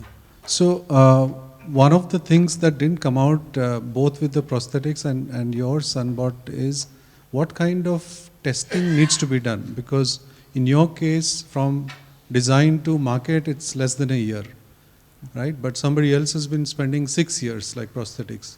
So, if you can talk about what kind of clinical or efficacy testing you do before these things go into the market. So we've been testing for last 2 months with different NGOs. So what we do is we give out 5 to 10 devices to each NGO, and they give out to blind and visually impaired. So we see how the user responds. We also currently get the data of what they're using, how long they're using, and then we have a weekly dialogue with the user themselves to understand how better we can improve the product. So as far as the accuracy of the models are concerned, so we've got about 85 at the moment, because we have a very differently trained model to detect only very specific, which adjusts to the Indian conditions. So we are working on that, and that's a long process which will happen over a period of time. But as far as comfort and flexibility of the product is concerned, we've got that positive feedback from the user. So I think that's the reason why we have, yes, the major feedback was that we don't, there's a delay because we're using cloud processing and security was a concern. So that we've eradicated, and we are going to test out from next week, we're going to test out on the edge software so that even a 5,000 phone can handle the processing. So that's how we are developing, and the development will keep happening even after rolling out the product. I have a question for Suket here. Yes, sir. It's a wearable device. Yes, sir. And day in, day out, it will be worn yes. on body. And considering the class of users and all that, there could be quite a few chances of the equipment being damaged or something happens to that because of handling and all that. So what kind of support are you offering, the after sale service or something? Because that support needs to be made available immediately. Yes. So what have you planned for that? So what we've planned is that for our initial, when we start rolling out with NGOs, so NGO becomes the center point for that particular area. So anyone who has a problem can reach out to the NGO, where we will have our own representative who would coordinate with us in terms of repair. So our product has minimal parts to it. So it's just an enclosure, a camera, which can be easily opened and replaced. So for a first year, we give out free replacement if there are any physical damages. For the following year, we do the repair work, and we don't feel that it's going to be very expensive because our product is very low cost in terms of manufacturing. So we'll have a local support in every area. So right now, let's say in Bangalore, in Chennai, we've given out with Help the Blind Foundation. So there will be a representative who will directly coordinate with us, and we'll train people over there to do the replacement if needed. And we just send out the components there.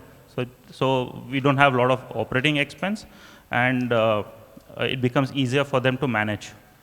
A very, very, very wide guess. I'm saying that since you're a sensor-based kind of a product and all that, whether that sensor can capture that the equipment is not usable or something happened and pass on that information to the NGO who is supporting, and the NGO proactively get back to him with the support. Is it possible in your next step or something? It is possible, but system needs to be placed to have a very seamless operations. But we'll have to work out how that happens. But yes, it is possible, and we'll do something on that front as well. Thank you. I have a question for RoboBionics. I think it is biosensors, am I correct? Yeah, you made a mention that you have designed yourself biosensor. May I know it is patented or not? Yes, it is patented. There was a question regarding the testing need also, so I'll address that. In being a medical device, it has to undergo what we call as safety compliance testing. So that process takes almost anywhere between 4 to 6 months. So it's done in an NABL accredited laboratory. GRIPI is tested according to those standards. The patents are applicable for the device, its mechanism, as well as the sensors and the sense of touch technology.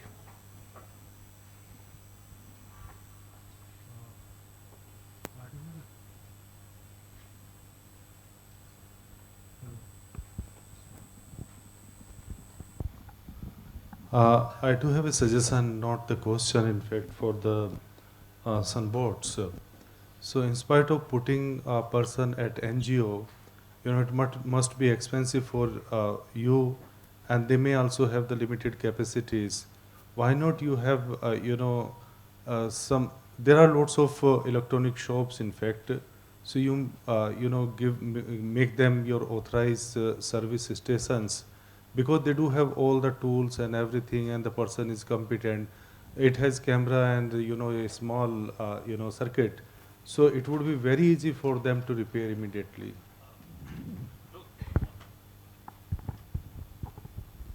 So to that aspect, right, the person that we trying to have at a local area, he has a multi-role thing. So he'll be looking at marketing also. He'll be also looking at reaching out to people, to different regional NGOs. So multiple roles that he'll be focusing. So we'll have one person. So he'll be a coordinating as far as repair and all that will be concerned. Because our product does not take even a minute to assemble. So it's that easy for assembly for us. So it's going to be not that challenging at the moment, we feel. But as you said, we'll also be having distributors which will also take up that responsibility. Yes, the distributor aspect will be there, but we don't see that as a big opportunity in terms of retail specific. But distributor in general is something that we'll be looking up in future.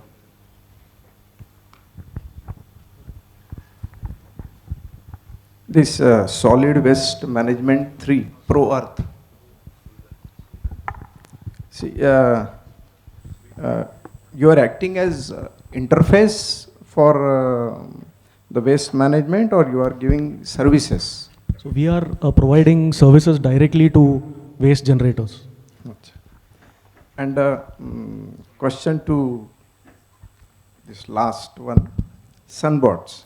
You made a mention that it is no cloud based. Yes. Okay? You are avoiding it from security point of view. Yes. And what sir has asked you a question that you need to have a feedback from it. Yes. So you need to address to this ambiguity in the. So on the feedback aspect, right? So what we do is we collect data in terms of what features he's using, what timing he's using. So all that we collect through the cloud. So not the imagery data we collect, we only collect this user usage data. So for that we are going to get permissions from the user as soon as they sign up with our product. But yes, it's the text format, not the imagery format data that we are going to collect. Because yes, that circular thing, we need to know what the user is going to do with the product. So that will help us in our future research, yeah. But not the image, because they are very specific. They won't even share the password of their phones, even if they are blind. So that sensitive they are about their personal security. So my question to Rahul, Recircle. Yeah. I think a lot of youngsters should be inspired from the work you're doing. Which is an organization which has actually encouraged you to, or maybe, which is an inspiration to you in terms of this business model? Is there any, kind of a global organization or an Indian organization which you feel that, okay, this is what I wanted to do and I'm near it? And So- also continuing to that, what actually has motivated you to it? It's a very, I think, a need-based business. It's a business, right? It is a private organization. It's a private limited, yes. So what has actually motivated you to start this? So my background has been in finance. I've done my graduation in accounting finance and then my CFA. And to be honest, I don't think waste management or cleaning up trash is something that I planned to do as a kid. And I don't think most people plan to do this as a career opportunity. I would say it happened to me in a way. So me and my co-founder go back from school. I know him from school, and we went for a business plan competition where the initial idea was very simple of connecting scrap dealers with households. Where we saw two things that actually triggered us. One was that my finance numbers thing came in, and we realized that India was actually importing trash from rest of the world. So we actually import paper, plastic, glass, metal trash to just keep our recycling industries running. And that felt really, really odd, right? Because having been born and brought up in Mumbai, in India, we don't have a shortage of trash. That's the first thing that we realized. And we saw that, okay, that's when I didn't know anything about, like, I was as naive as everybody that we didn't know what is happening with our trash. And that's when I got a little bit more further. So one was the big market opportunity, of course, that we are importing trash. There's so much trash in our country, so that we can actually make that happen. The second was that we actually in 2016 when we launched, there was a massive fire that happened at the Devnar dumping ground, and there was an iconic image that was taken by NASA from space. So as soon as the fire doused out, we went down to the neighborhood to actually do a survey on what's happening.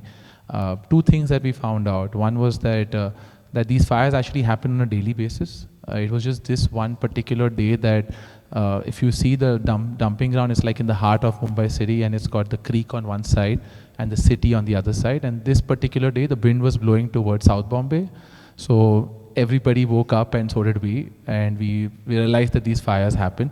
The second most astonishing fact that we found out from an NGO that was working there called Apnale was that the average life expectancy of people just living around the periphery of the dump site, these are not the scavengers that work in the dump site, but just because they live in the slum areas, was 37 years of age.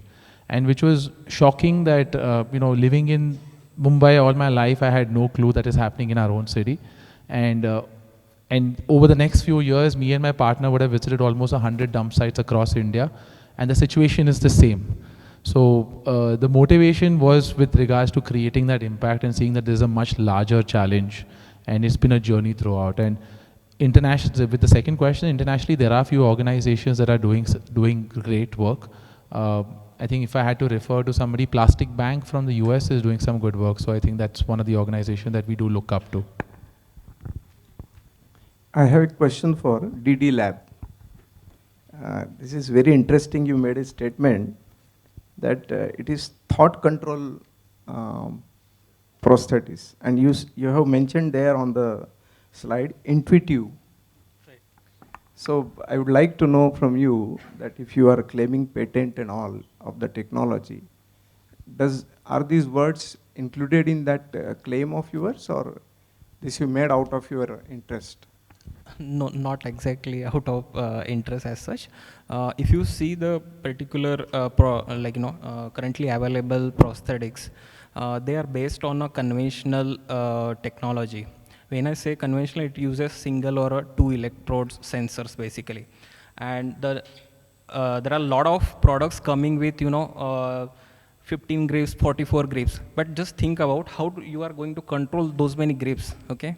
Either you need some kind of external support like mobile app or external beacon to switch between those grips. Okay, at a time the person can do maximum 3 to 4 grips. So what we have built is a multi-EMG sensor system. Okay, you place those sensors across your forearms, and it is already been proven, and that for every gesture your different muscle fibers trigger different signal. Okay, so that pattern of individual muscle trigger we are decoding in real time through algorithm system, and that's where the person doesn't have to learn that मुझे close करना है तो I have to do something or something, some extra jerks in the muscle segments to do open and close. It's just like you think about it, the muscle groups in your forearm, those will trigger that EMG signals. You sense it through these sensors, and the pattern recognition algorithm will detect in real time. So this particular technology platform has applications not just prosthetics, but into exoskeleton and in other applications where you remotely want to control something and you need a fine motor movements of your fingers. So that's where this coming into picture, like intuitiveness and, you know, thought control. I said experience like a thought control. It is not neuro control directly, because brain is sending a command to your muscles. Muscles are doing the triggers, like, and that generates the EMG signal, just like our heart pumps does ECG, EMG is generated. So.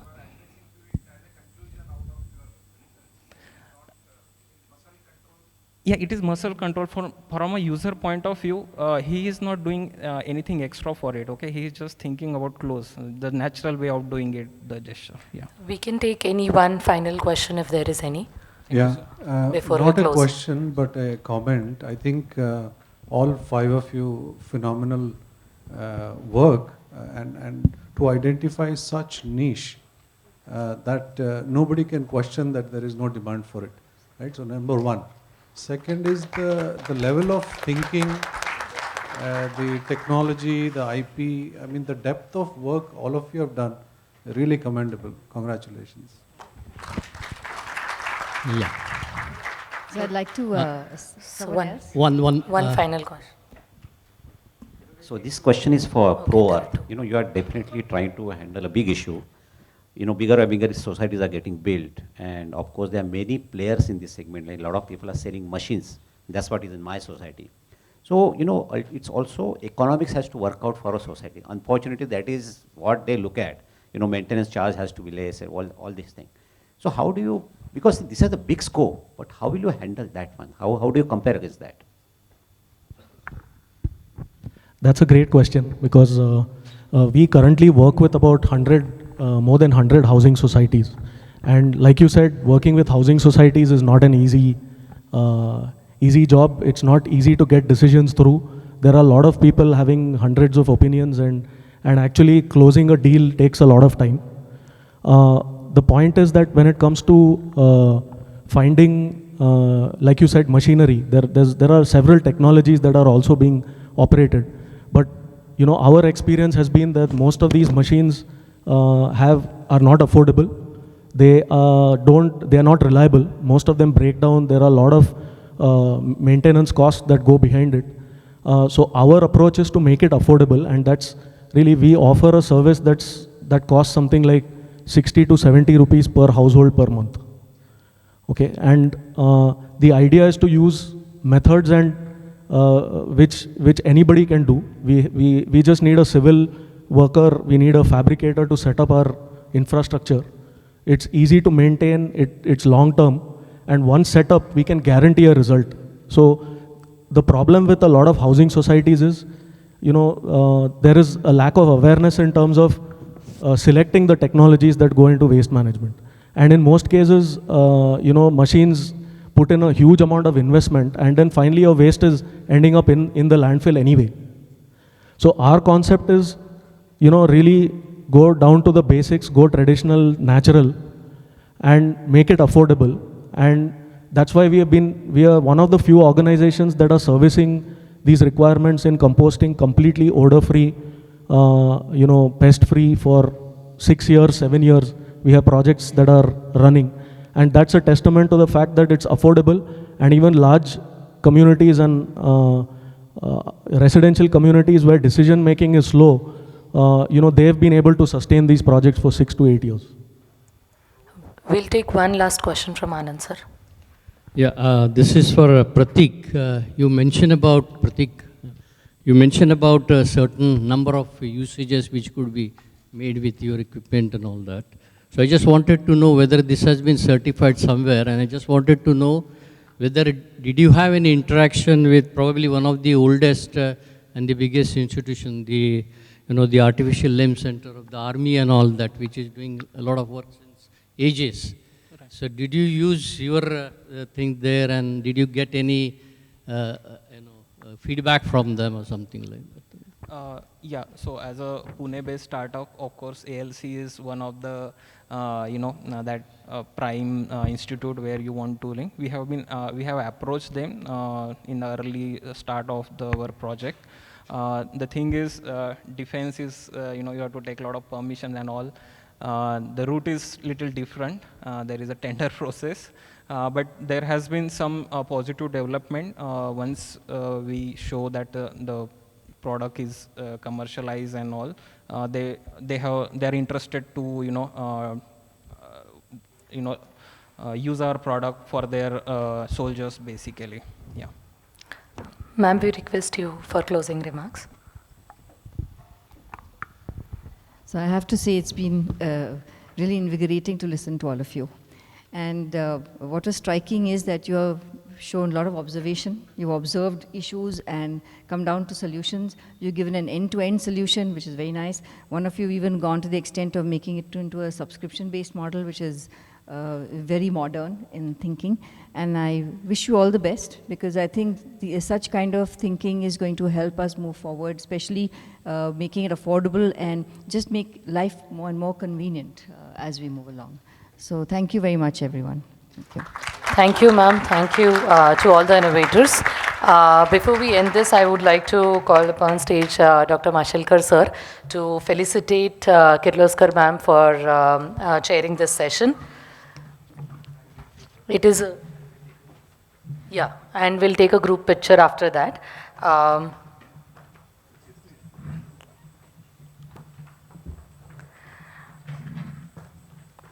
This token consists of a book named Rising to China Challenge. It has been authored and published by Pune International Center. Thank you all. Can you guys, can we get everyone here for a group picture?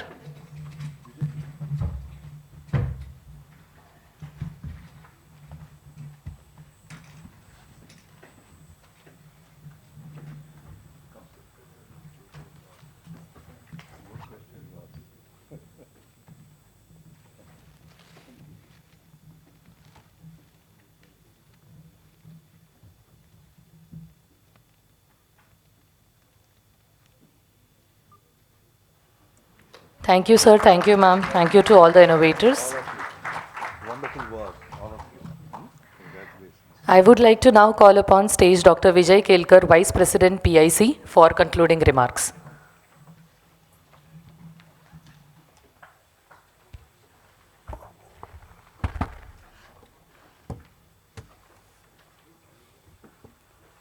Dr. Mashelkar, the trustees of the Pune Center, members of the Pune PIC, and all the innovators. My task this afternoon is only to express our thanks to all the participants today. You know, these days reading newspapers is quite, doesn't give any source of joy. There are problems all over the world, they are getting worse and worse. But this morning was a completely different experience. I mean, it really changes one's perspective on life. Especially listening to these young innovators and thinkers and their sensitivity, the ability to solve problems. So it was a very uplifting experience to me, and I'm sure to all of us. So on behalf of all of us, I want to thank all the innovators for sharing what they are doing for us and for the society, and it has been a great inspiration. I want to thank our chief guest for taking time, and also chairperson of today's morning session, Pratima Kirloskar, for spending her morning with us. And I hope that all of you will come back after lunch, because people tell me there are even more exciting innovations coming up in a post-lunch session. So thank you all, and see you afternoon. Thank you, sir. We thank the jury for their time as well. We will break for lunch. We will reconvene at 2:30. Just a reminder again, there are innovators showcasing their innovations in the lunch hall, so you can visit their tables to know more about their innovation. Thank you.